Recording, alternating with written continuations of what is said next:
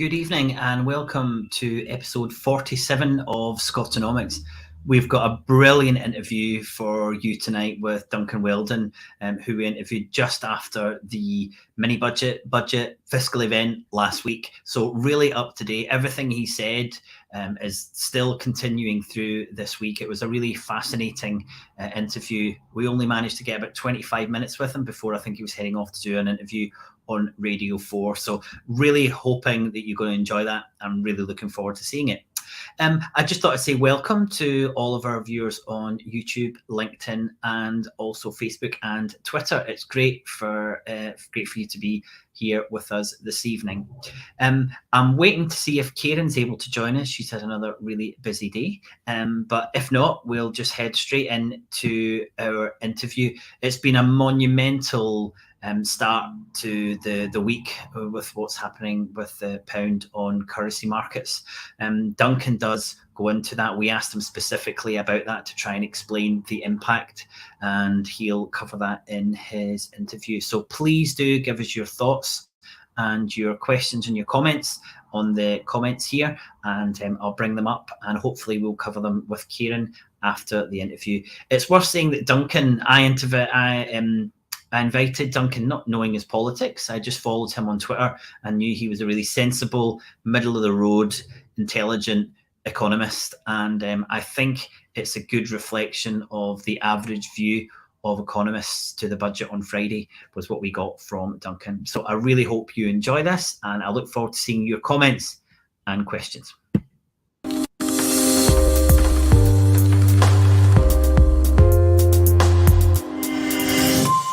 Duncan Weldon, thank you very much for joining us on SCOTONOMIcs on what's a pretty momentous day, considering the mini budget that's really poorly named, because it's certainly not a mini budget. It's a huge fiscal event. Would you like to give us your take on what Trussonomics actually is? Yeah, I mean, we know what Trussonomics is now.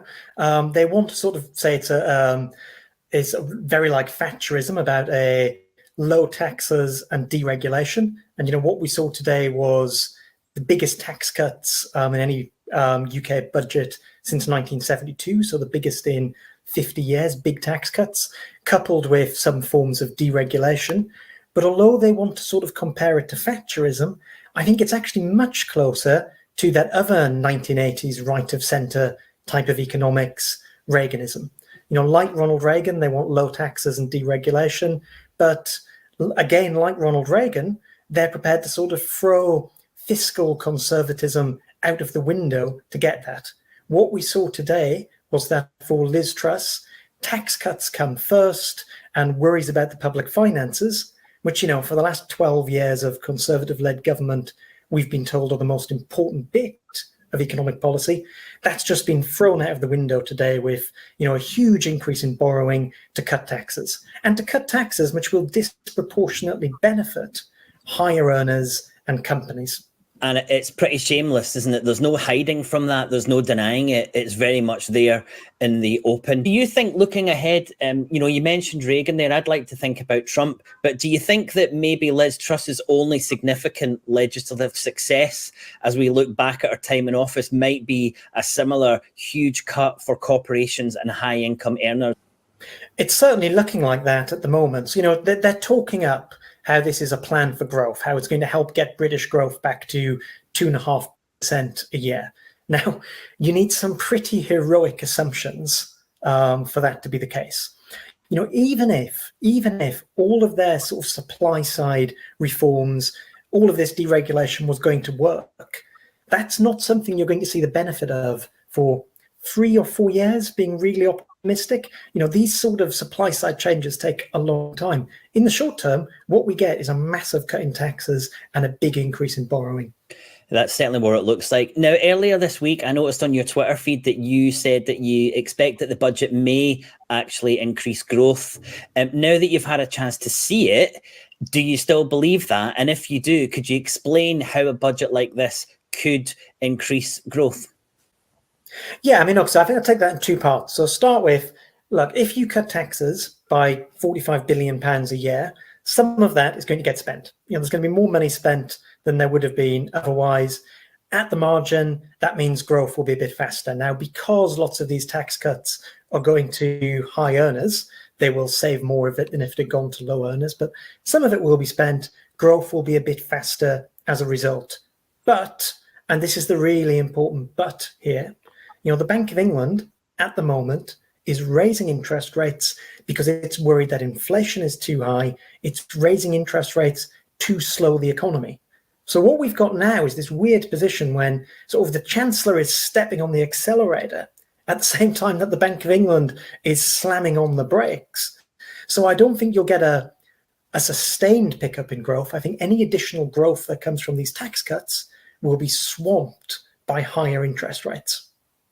Yes, so even if there's growth there, it's very small growth. I had a comment from Josh Ryan Collins, who's Associate Professor in Economics and Finance at UCL, and he said today, when you have high inflation, it's sensible to raise taxes on those who can most afford it to cool the economy. Now, you've just said Trussonomics is the absolute opposite of that. Is that what's really happened on Friday? And what impact do you think that policy, that huge tax rebate effectively to the wealthiest will have on inflation? So I think, at the margin, you cut taxes, particularly, in an economy where you've got 10% or so inflation, then you're adding to inflationary pressure. So the Bank of England will move to offset that by raising interest rates faster. And, financial markets right now are starting to think interest rates could get to something like 5%.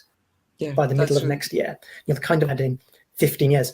So, it comes out in the wash to the extent that you add to growth with tax cuts, you take it away with interest rates, the economy is really going nowhere, but you change the distribution. So because you're handing big tax cuts to top earners, they will be better off than they would have been otherwise, whereas most people will be slightly worse off or much worse off. So I think, you're not growing the overall size of the economy, but you're changing the distribution and skewing it a bit more towards those at the very top. Yeah, that seems to be the case. And it was interesting because Liz Truss just a couple of weeks ago said that she was against handouts.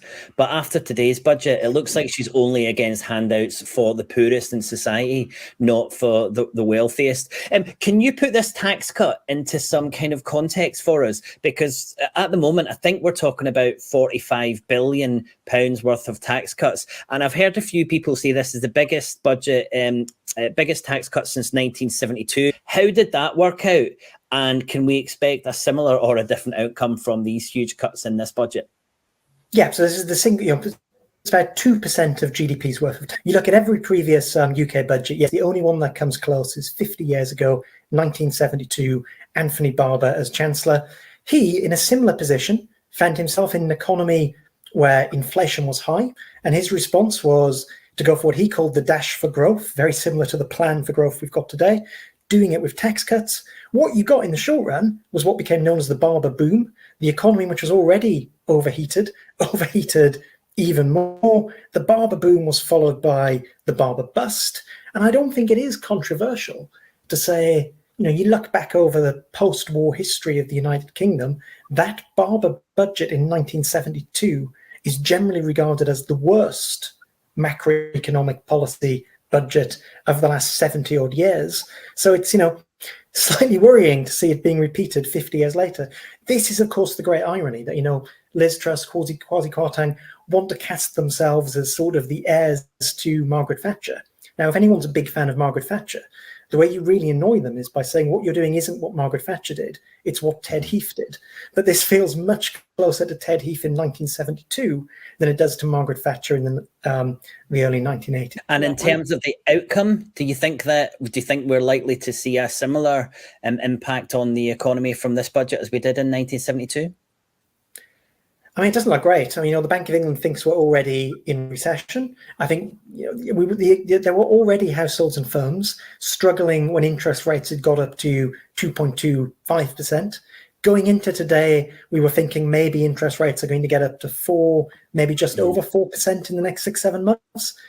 You look at how financial markets are reacting. You look at how the Bank of England is likely to react. You're looking at, the steepest rise in interest rates we've seen in decades. Debt levels are really high in the private sector for both households and firms. they're going to really struggle. And I think for a lot of people, yeah, you'll see a bit more money in your pay packet when the national insurance rise is reversed in November. You'll see a bit more when the basic rate of income tax is cut in April. But that will just be swamped by rising interest costs, by generally higher inflation. And it looks like most people are going to be left feeling worse off, which isn't the environment you want for growing your economy. Quite different from Thatcher, though. Liz Truss was caught on camera admitting to currency being government money as opposed to being taxpayers' money. So, you know, of course, in 1983, Thatcher tried to convince everyone that there was no such thing as public money, but Truss has reversed that. So that's quite heartening to quite a lot of people. It's a difference, isn't it? I mean, yeah, it's interesting. I think what I worry about at the moment is, what I really worry about is they've done all of these tax cuts and they funded it with borrowing. And so far, there's been what you really have to call an adverse reaction in markets. So sterling has dropped about 2.5% against the dollar. It's dropped about 1.5% against the euro. You've seen the biggest one-day move in the interest rate on government debt since the early 90s, a very adverse market reaction. Now, I think that's going to spook some people in the Treasury and in Number 10. But how do they respond? Well, you know, we've got a budget coming up either November or December. We don't know yet. They're obviously not going to reverse the tax rises that they've just pushed through. That would be holding up their hands saying, wow, we've just made a massive mistake. So I worry that they're now going to look at cutting public spending. And this was always the plan, that you're going to cut taxes, but then you're going to cut spending. I worry about things like the government capital budget being slashed. I worry about, can they try and put the squeeze on bits of welfare spending? So I worry this market reaction today to their tax cuts isn't going to make them reverse the tax cuts. It's going to make them double down on this approach of sort of low tax, smaller state. Yeah, I think that's really well observed, Duncan, because I think that's exactly what the plan is. If we can't afford things, then we have to reduce spending. And I think it's just another round of austerity, which is going to hurt and it's going to cut much, much deeper. So you've given us a really good historical context there when we're speaking about the last budgets. I mean, I just kind of looked at it and I thought, you know, progressive tax policies, they're one thing that has kind of underpinned Western economies, even including some kind of centre right-wing governments. Looking at that budget today and going all the way back to the 1950s, do you think progressive tax policies are now dead in the UK? I mean, is it extreme as that, or are we just overreacting because of what we've seen today?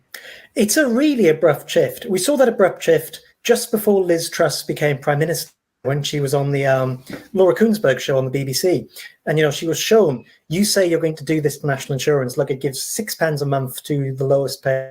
And she reacted by saying, yes, you know, more taxes. If you cut taxes, more of the benefits go to rich people. I think this is a really abrupt shift. It's not new. We've had regressive cuts in the last 12 years of Conservative government, but they've rarely been so open about it. I think what was telling was today, this was the first set of Treasury documents in 12 years, as far as I can tell, 40 pages. It didn't include a distributional analysis chart. Now, think tanks have produced that chart, but, you know, the fact the Treasury didn't feel the need to even include it in the documents today seems to be a big shift. Wow. Well, I mean, I wasn't aware of that, but what you measure is what matters. And, you know, for that not to be included is absolutely incredible. A couple of things that I kind of thought and wanted to say to you was that, you know, again, if you take a step back, could you see a Tory party thinking kind of government money has flushed into everyone's pocket during the pandemic? Is this just the wealthiest in society making sure that they get their increased share of that public money? I mean, it's interesting, isn't it? Because, I mean, you know, we haven't spoken about it, but alongside these tax cuts, we got the massive energy price bailout as well. And, you know, it sort of says how big the tax cuts were that we've been talking for, 15 minutes, and we've not mentioned what is probably the single biggest fiscal policy intervention in peacetime that any British government has ever done. You know, it's huge. Yeah, so I think you look at the distribution of this, though, and it's sort of unashamedly trickle-down economics. You know, their sense is that we've been arguing, you know, they will say this openly. They say Britain has been arguing about distribution for too long. It's not been arguing enough about growth, that we just need to cut taxes, get the economy growing. And yeah, even if that means most of the benefits, at least in the short run, go to the very highest earners, because that's the only way to read what they've done today. There's no sort of pussyfooting around it. There's no sort of attempt to disguise it. It's just a proper regressive tax cuts. And you cross your fingers and you hope it creates growth. You know, maybe some in our audience don't know that Liz Truss was one of the authors of Britannia Unchained.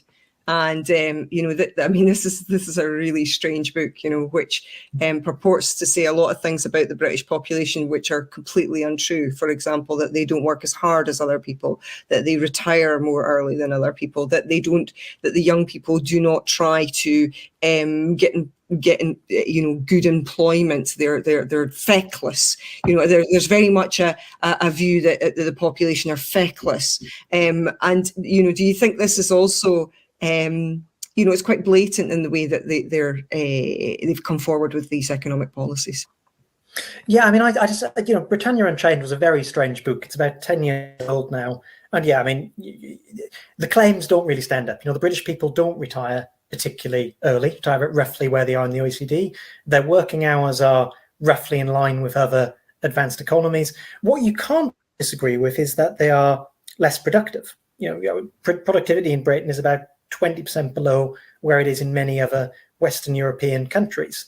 But to diagnose that as somehow lazy or feckless workers is missing the point. You know, the problem with British productivity levels is, you know, we have so many firms that operate really labor-intensive business practices rather than sort of more capital-intensive, higher productivity business practices you see on the continent. So if you want to go about fixing that, it's about how do we increase corporate investment. You know, that's what's really going to turn around our productivity. Now, the Liz Truss answer, the quasi-quatrain answer is we just corporation tax.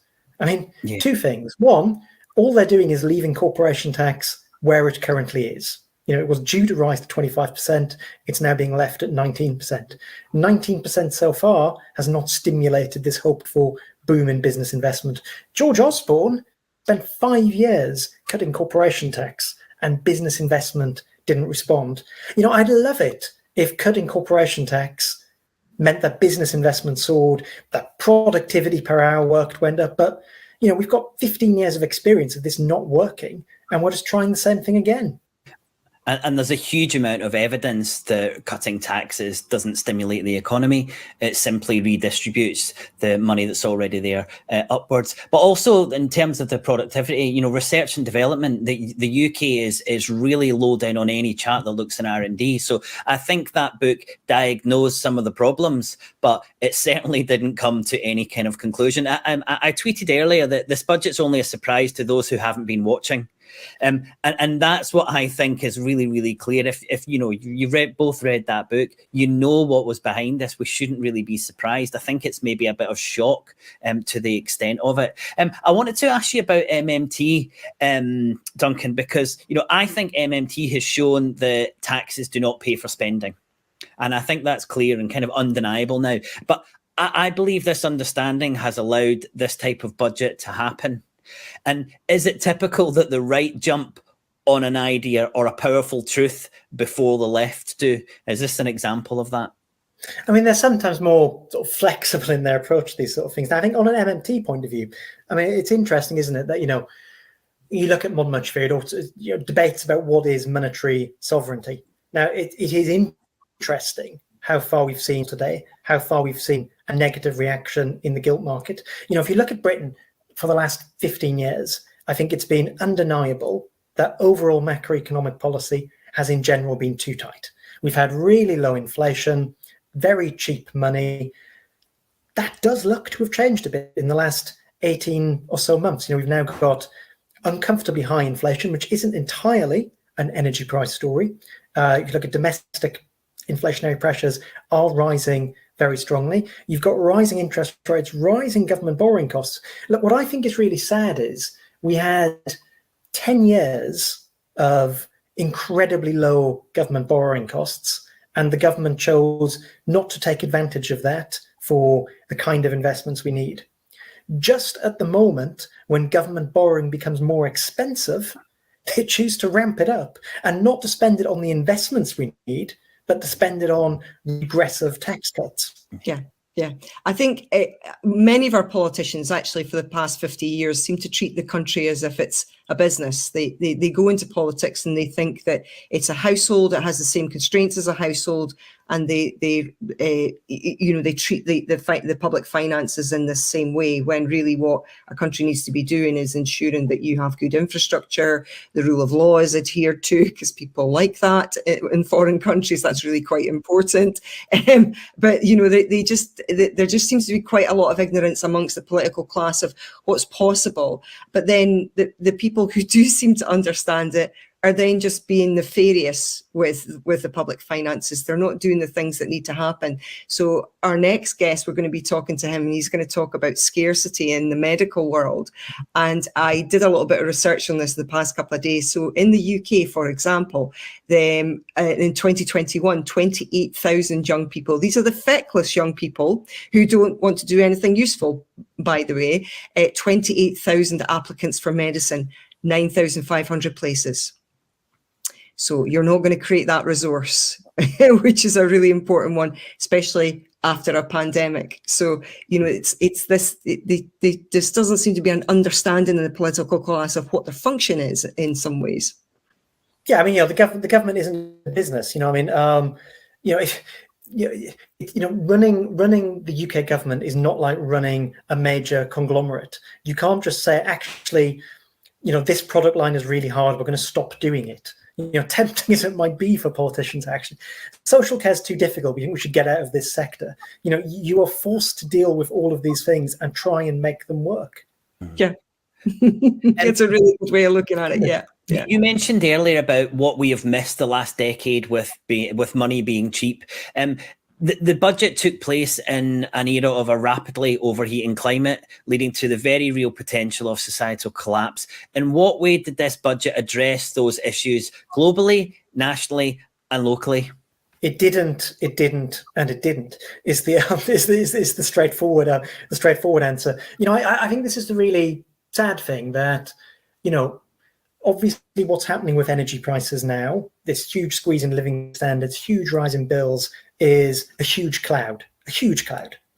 Don't minimize that. But the silver lining, I hoped, was at least many of the actions we need to take to get through this energy shortage, whether that's insulating homes and businesses, whether that's building more renewables, all of this, are the kind of things we need to be doing to get to our net zero carbon emissions target. I thought at least this could accelerate that green transition. That, it's sometimes easier to cast these as reducing foreign energy dependence as, national security questions, easier to get support for spending the money. But we don't seem to be doing that. I mean, there's been an emphasis on, allowing more licenses for North Sea oil and gas, on repealing the moratorium on fracking. There's been very little on, changing the planning infrastructure for onshore and offshore wind and solar. Very little on insulation. This is all the kind of thing that the government should be pushing ahead for, not just to meet our long-term climate targets, but to help us get through this difficult winter.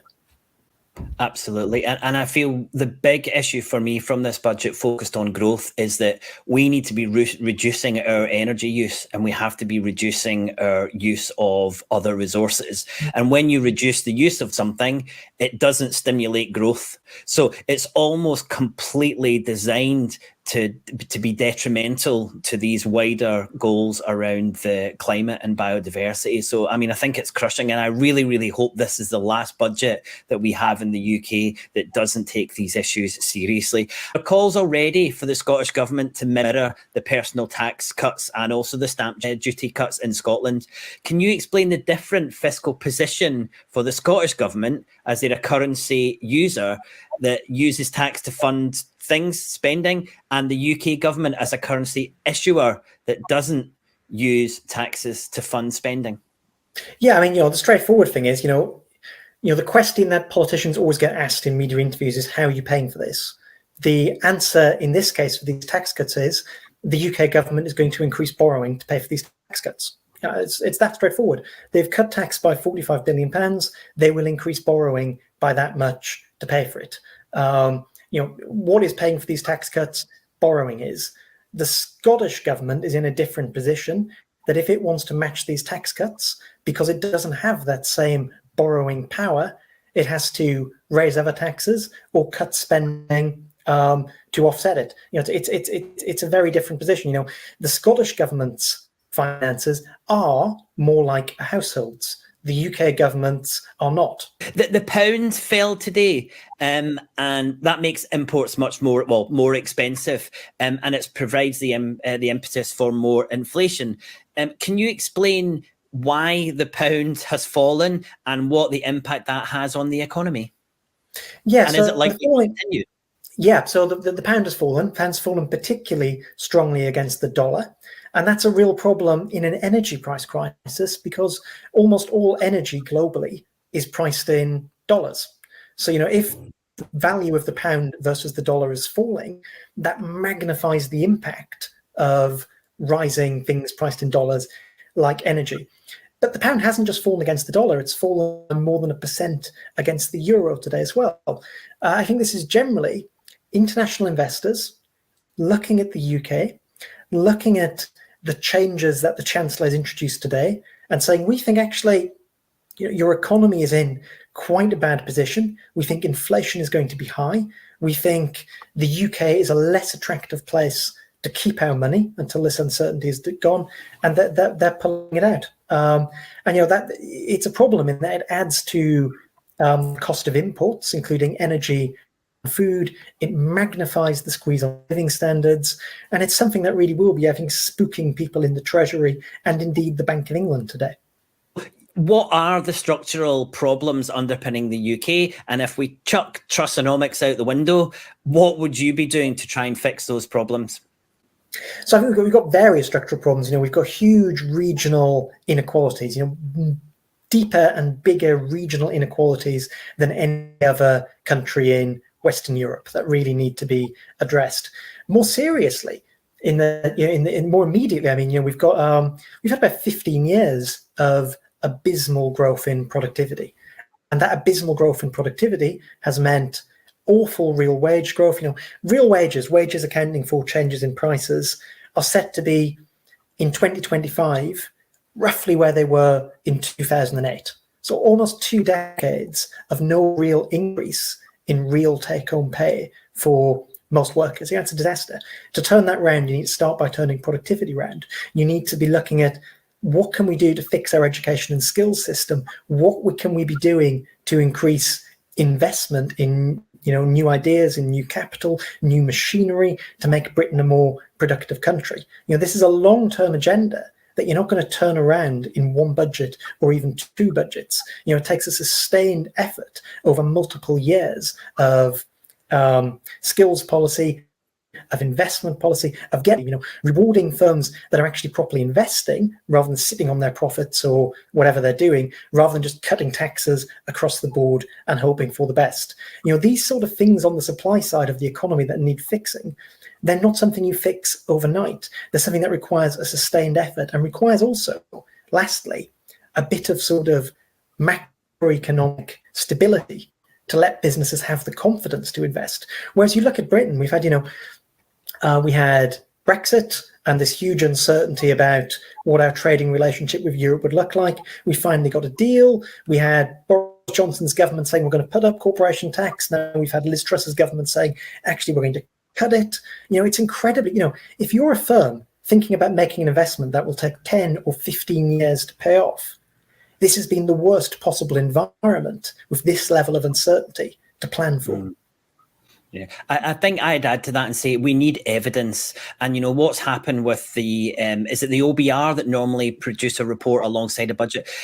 That's not there for people like you, but it's not there for the government who are actually making the choices right now. There's no evidence base at all. Well, if there is an evidence base, it shows what they're doing will be exactly the opposite.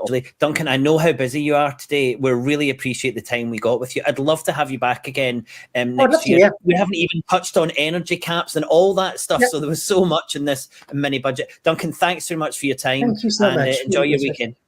You too. Thank Bye-bye. you. Bye-bye.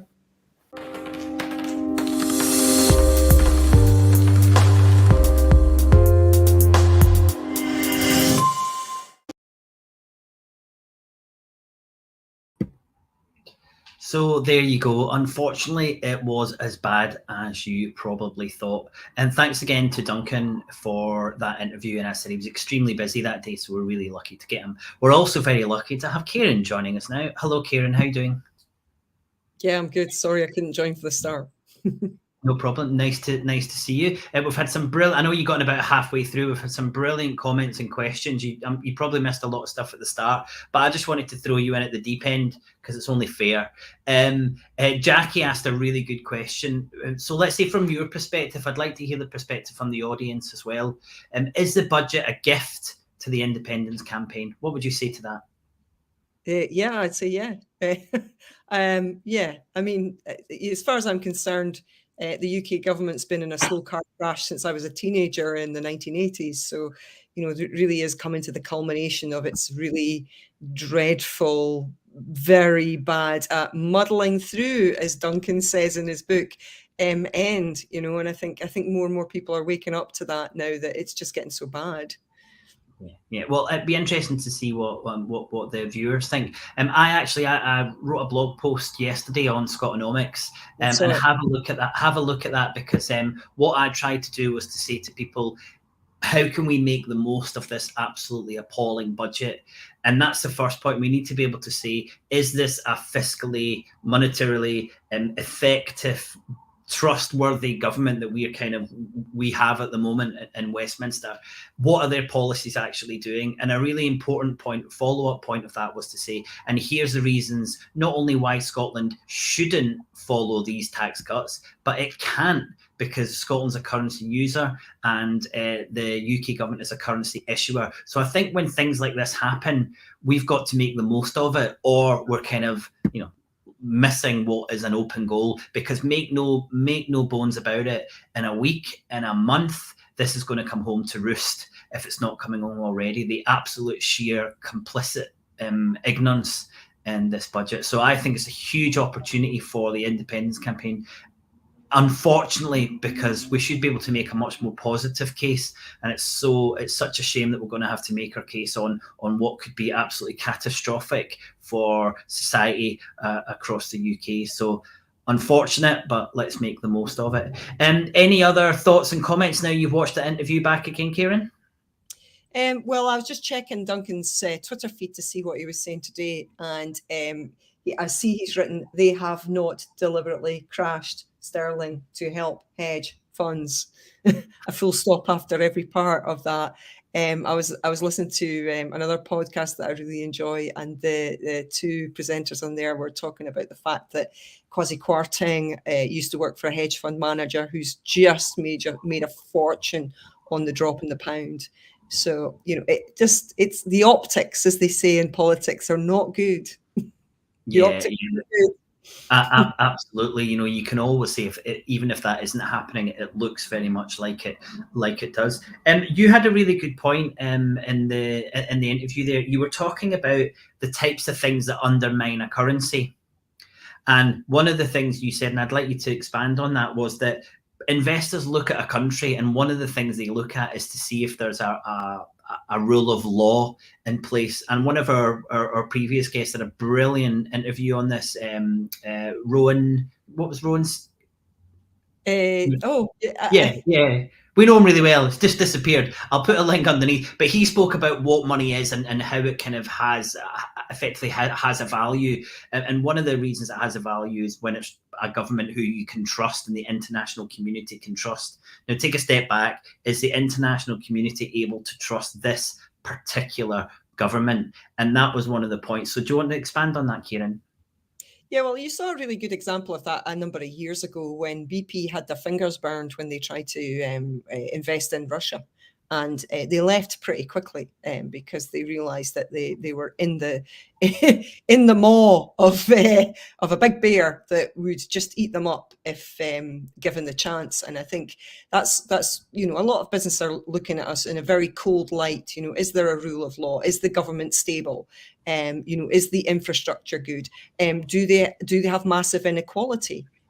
These are not attractive things for investors, because bear in mind, a lot of them will want to come and live in the country that they're making the investment in as well. So yeah, that's all of those things really matter, and it just seems that the Conservatives don't grasp that, or the very right wing of the party don't care. They just don't care. Yeah, and I think we alluded to that in the interview, that actually they just might not care. They don't care if growth comes. They're not really bothered about that. They're just really there to enrich themselves, and everyone else is just an insignificance to them. And I think there's a lot of evidence, as Billy has commented there. I think there is a lot of evidence that you can put that charge against the Conservative governments of the last 12 years. It's been brilliant to get a lot of your comments tonight. I would love specifically, I'm going to ask you to share that little clip about the difference between the Scottish government and the UK government. I've actually uploaded that interview as a separate, a minute 20 for you to share. And I think it's crucial, because we know over the coming weeks, because it's happened already. And again, I cover that in the blog post that I did on Scotonomics. We're going to hear commentators saying Scotland has to pass on this tax cut. And we need to be able to say no, and why not, and that we can. And if we want to, the only way we can do that is, drumroll, to be independent. And I think that's the direction we've got to pass, because if we are independent, then we can do crazy things like that. We can't at the moment, thankfully. We'll just leave that up to the Tory government. It's a short one tonight. Can I also comment on that as well? So I listen to the radio most mornings, and what you are noticing is that the Conservatives in Scotland are asking for two things. They're asking for both the tax cuts, and they're asking for increase in spending on public services. And when you're not a currency issuer, there's absolutely no way that you can do that. You have to make a choice between one or the other. So, please be aware of that. The Scottish government has a limited budget. It's either tax cuts or increased spending on public services.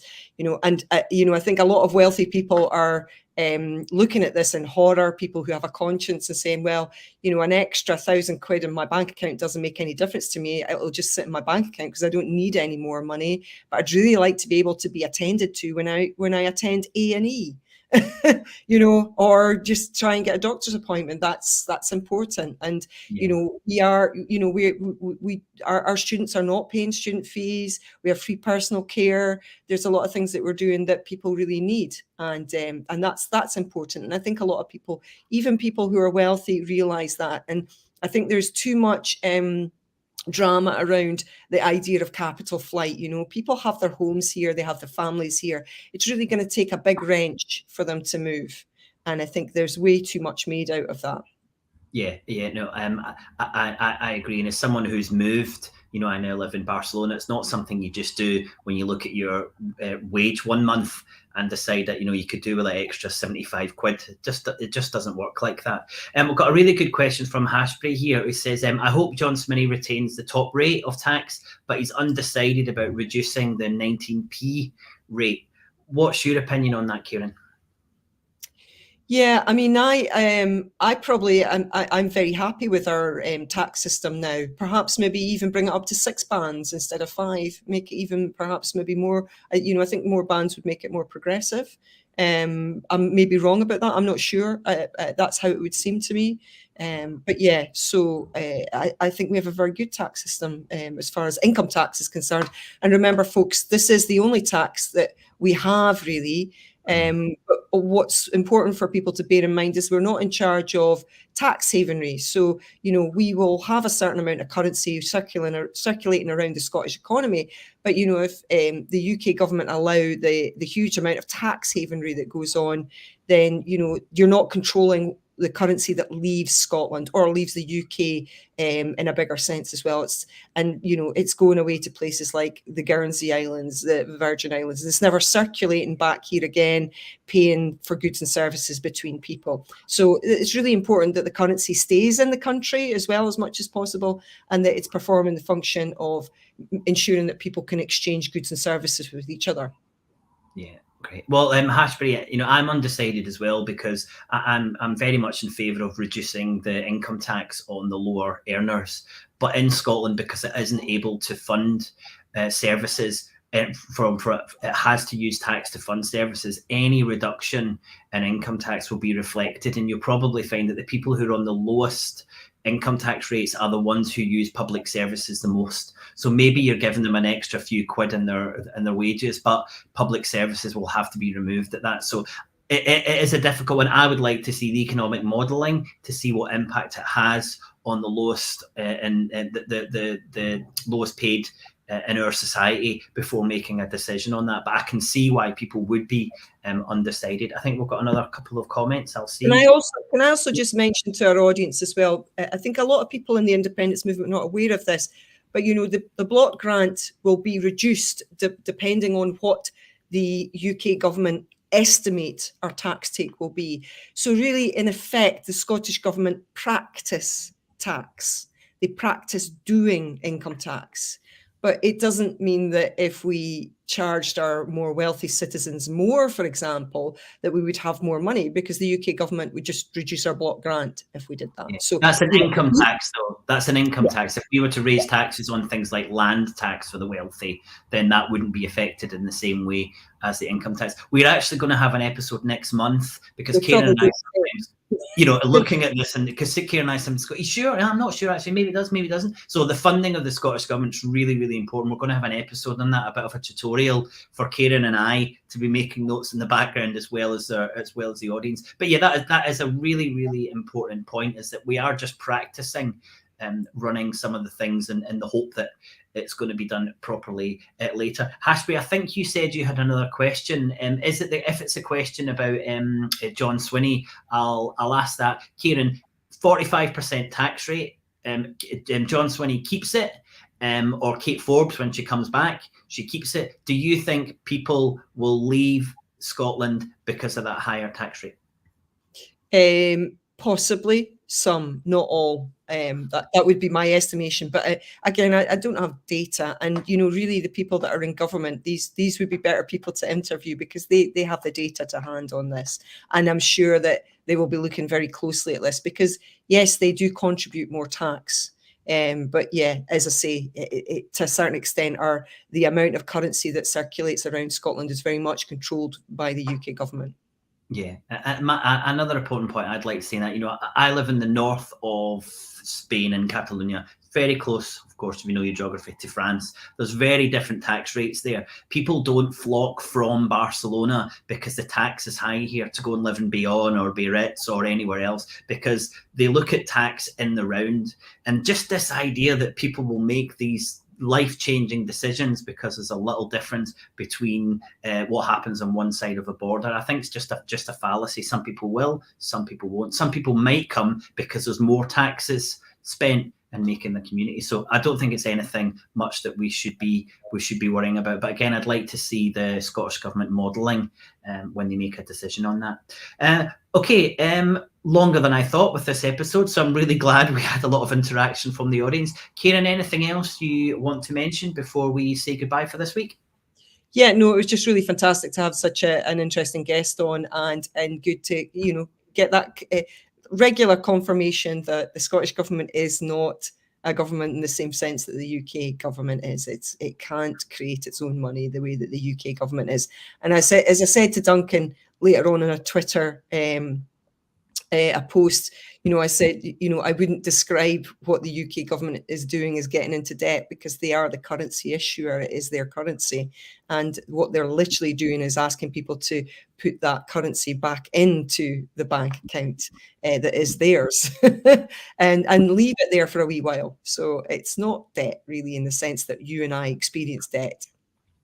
Yeah, it's very different. And what I wanted to finish on highlighting is, again, another not Scottish economist who's saying the things about Scotland and about the UK government that we think and we feel. And it's not everyone in the media who we see in Scotland who's anti-independence, who's supportive of the government. So we're going to continue to try and bring these voices on to kind of give us that confidence that what we are saying is backed up by a lot of people across the UK. Well, thanks.